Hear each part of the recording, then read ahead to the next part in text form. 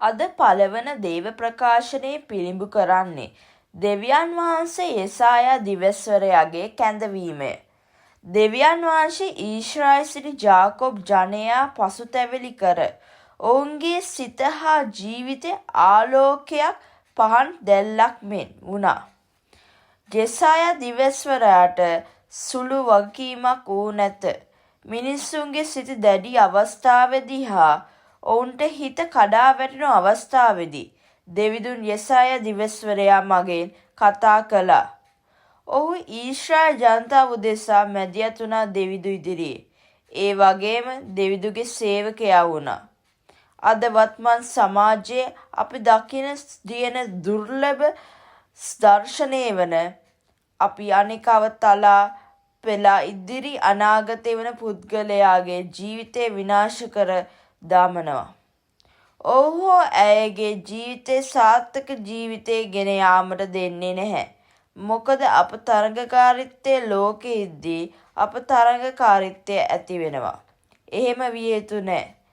අප නියම විදිහට දෙවිඳුන් ලං කරගත්තොත් අපට අනිකා ගැන සානුකම්පිත වෙනවා හා අනුකම්පා වෙනවා. එතන ඔවුන්ගේ උදව් වෙන්න හිතනවා ක්‍රියාවෙන් හෝ යම් කිසි සැනසෙදායක වචනෙන්. එවිට අපට ලස්සන ලෝකයක් බිහි වේ. සාමකාම ජීවිතයක් බිහි වේ. ඇයි ලෝකේ රටවල් යුද්ධ කරන්නේ? මන්ද ඔවුන් වස්තු අල්ලා ගැනීම බලන්නේ තරගකාරීත්වයේ ලෝකේ නිසා. ඒ වෙනස් කර යුතුය. අද දෙවන ප්‍රකාශනයේ කියවෙන්නේ ක්‍රිස්තුස් වහන්සේගේ කැමැත්ත හා අපගේ කැමැත්ත ඇති වෙන්න ඕන අනුගාමිකයෙක් වෙන්න. ඒක එතරම් ලස්සන හා සුන්දර ජීවිතයක් නෙමෙයි. මිනිස්සු කොන් කරයි, අපහාස කරයි හා පීඩා කරයි. හැබැයි ජේසුස් සමග යද්දී ජේසුතුමා අප දිරිමත් කරනවා හා අපට සදාතික ජීවිතේ උරුමය දෙනවා අප ජේසුගේ අනුගාමියෙක් වෙන්න. බලන්න පාවුලතුමාට ලේසියුන්නේ ක්‍රිස්තු අනුගාමිකයෙක් වන්න. උස් සිරගෙන කොපමණ වරක් හිටියද? එතුමා කොච්චර පීඩා වින්දාද මිනිස්සුන්ගෙන් හා පරිසරයෙන් නිසා. එතුමා අන්තිම ප්‍රාණ පරිත්‍යාග වුණේ රෝමේ. මොකද ක්‍රිස්තුස් අනුගාමිකයෙක්ින්ද. අද අප කී දෙනාද ක්‍රිස්තු භක්තිකයෙක් හා අනුගාමිකයෙක් ලෙස ජනතාව වන ලෝපුරා ඉදිරියේ සාක්ෂි දරන්නේ.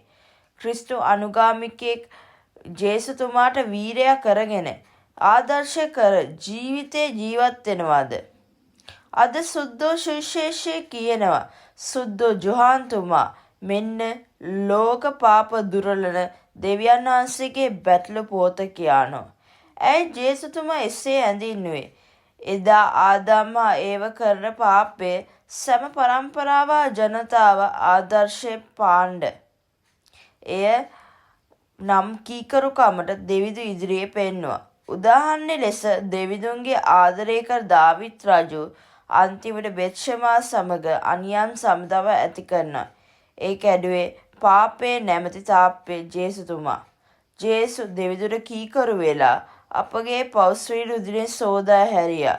ඒ නිසා අප ජේසුට කියමු අපව උන්වහන්සේගේ තුරුලට ගන්න කියලා. ඔබට ජේසු පිහිටයි.